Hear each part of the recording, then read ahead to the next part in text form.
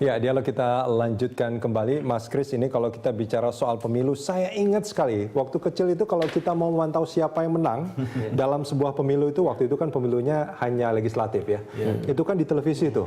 Wah, yang menang Golkar atau P3 atau PDI pada saat itu. Kita nonton itu hasil yang dirilis oleh lembaga resmi pada saat itu, masih di Kementerian Dalam Negeri kalau saya tidak salah.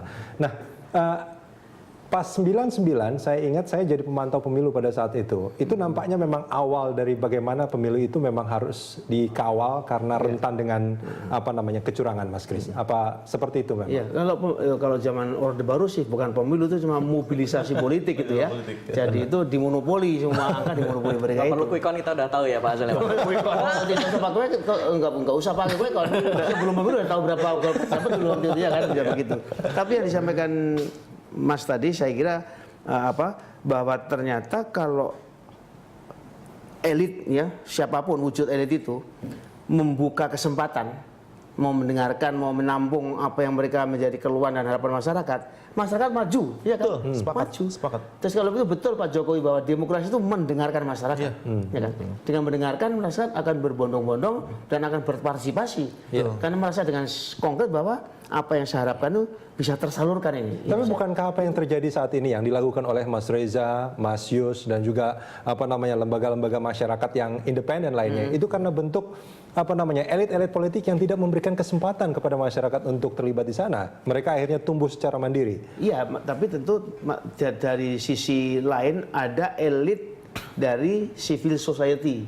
Ya, mas-mas inilah yang menurut saya juga merupakan bagian daripada keseluruhan daripada aktor-aktor non negara yang sekarang ini membuka pintu masyarakat untuk ikut bersama-sama. Itu yang saya kira luar biasa. Karena apa, Mas? Ini menurut saya juga membangun rasa saling percaya di antara masyarakat. Ini suara bener nih, suara pemilu ini. Oh, ini Mas dulu JPPR atau apa bisa untuk mengeluh dan sebagainya. Ini bener nih seperti itu. Jadi ikatan untuk saling percaya itu menurut saya diperkuat juga oleh tokoh-tokoh aktivis seperti mas-mas ini. Sekarang itu kan semakin kaya, Mas. Artinya ketika kita berbicara bagaimana mata masyarakat melihat keseluruhan tahapan pemilu, sekarang terjadi. Jadi sekarang itu ada yang mempermasalahkan dan melihat, memantau dengan jelas prosesnya. Jadi mereka nggak ada urusan dengan hitung-hitungan, tapi berapa pelanggaran, siapa melanggar apa, terjadi di mana. Itu dari tahapan awal. Itu seperti JPR, KIP, Perludem, teman-teman itu di situ. Gitu. Ada lembaga survei yang mereka terus mengawal dari mulai awal, gitu. Mulai dari survei, gitu kan. Itu kan mengawal angka. Yang menampilkan informasi cepat kepada masyarakat. Ada juga yang mengawal angka secara cepat seperti Mas Reza ini. Tapi ini menarik sebetulnya apa yang dilakukan oleh Mas Reza. Dia itu memantau angka real count. Sebetulnya. Ya, bisa dibilang gitu. Nah, padahal kan sebetulnya kalau sekedar ingin tahu siapa yang menang, siapa yang kalah, ada quick count dalam tanda kutip ya. Kalau itu memang dilakukan secara benar gitu metodenya. Ini apa sebetulnya? Apakah memang ada niatan pokoknya kurang begitu percaya dengan quick count atau untuk mencari kebenaran siapa yang lebih sahih sebetulnya dari hasil? Ya, sebenarnya mencari kebenaran ya, itu karena sekarang kita digiring seolah-olah kebenaran itu yang menjadi catatan. Quick count itu yang selama ini kita percaya reliable itu sekarang kok jadi berbeda gitu. Jadi mana sih yang yang lebih reliable, mana yang abal-abal gitu. Itu membingungkan ya? Membingungkan waktu pas hasil hasil pencoblosan kemarin. Membingungkan ya, kebanyakan orang jadi bingung gitu.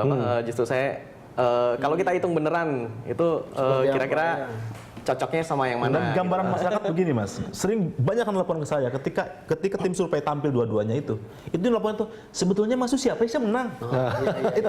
Itu real pengetahuan masyarakat, Mas.